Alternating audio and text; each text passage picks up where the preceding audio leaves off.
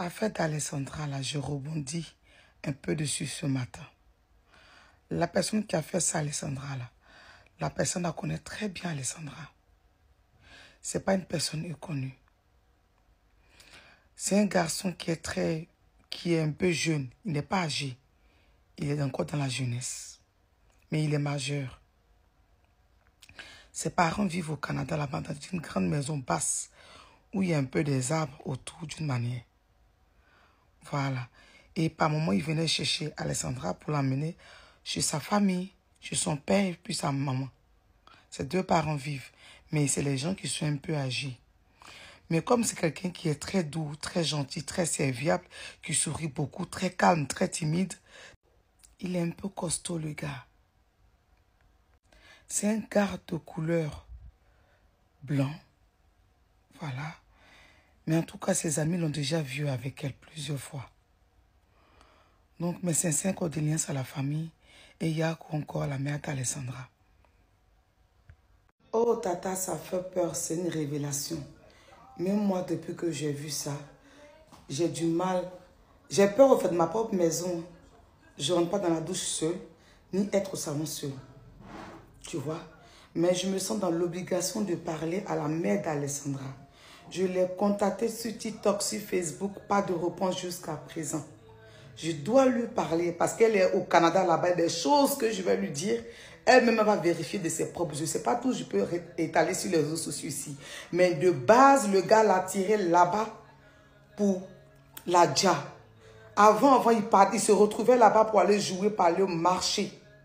Donc, un coup, il a tiré là-bas, il a donné un rendez-vous à la fille là-bas. Donc, arrivé là-bas, comme ils ont l'habitude de jouer, donc ils ont commencé à jouer. Elle est devant, le gars est derrière.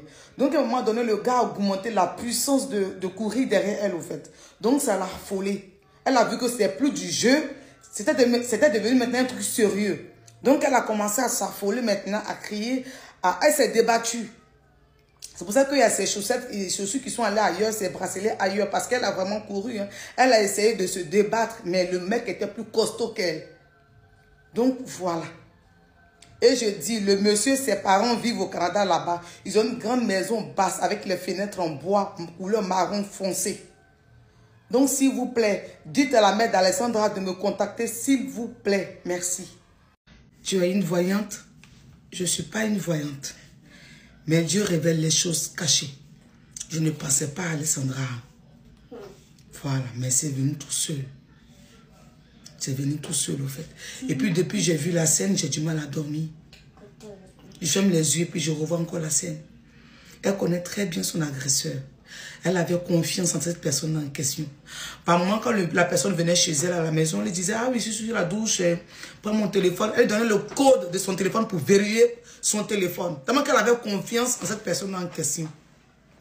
Tu peux aller te renseigner au Canada là-bas. Les gens qui sont honnêtes te diront qu'ils l'ont déjà vu avec le gars. Et puis ses parents, les parents du jeune homme là savent très bien que leur fils a un problème. Il a des sauts d'humeur. Mais ils se sont dit, non, c'est notre fils. Il est incapable de faire du mal à une mouche. C'est ça là aujourd'hui là qui a envoyé ça à Alessandra. Parce qu'en tant que parent, tu vois que ton enfant a un souci. Mais par peur qu'on incarne ton enfant quelque part d'autre, tu mens, tu camoufles. C'est ce qui est arrivé aujourd'hui là en fait. Il va beau se cacher. Mais la justice divine, il ne pourra pas l'échapper. On l'attrapera.